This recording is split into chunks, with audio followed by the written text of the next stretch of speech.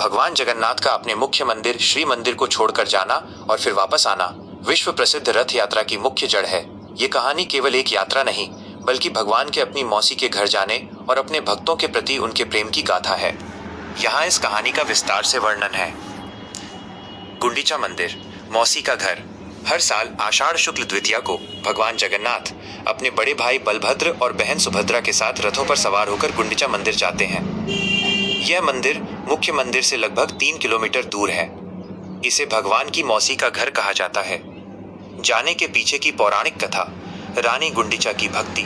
पौराणिक कथाओं के अनुसार जब राजा इंद्रद्युम्न ने जगन्नाथ मंदिर का निर्माण करवाया था, तब उनकी पत्नी रानी गुंडीचा भगवान की परम भक्त थीं।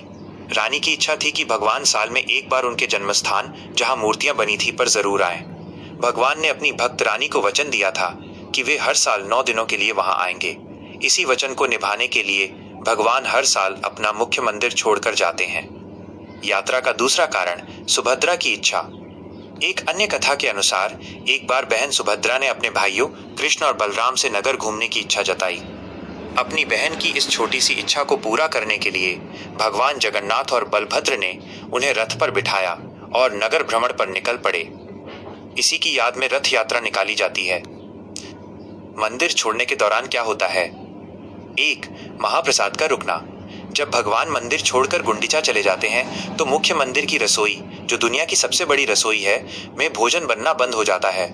सारा उत्सव और भोग गुंडीचा मंदिर में स्थानांतरित हो जाता है। 2.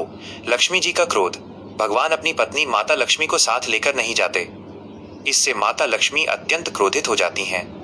वे रथ यात्रा के 5वें दिन हेरा पंचमी भगवान को खोजने और उन्हें वापस बुलाने के लिए गुंडीचा मंदिर पहुंचती हैं।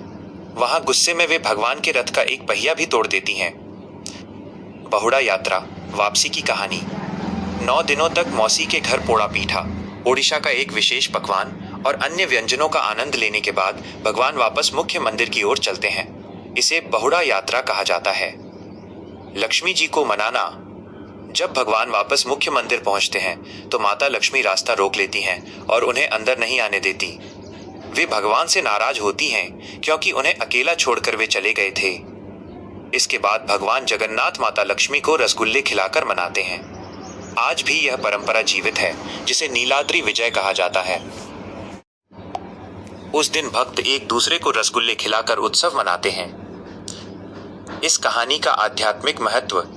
यह पूरी घटना दर्शाती है कि भगवान जगन्नाथ पत्थर की कोई निर्जीव मूर्ति नहीं, बल्कि एक साक्षात मानवीय देवता है।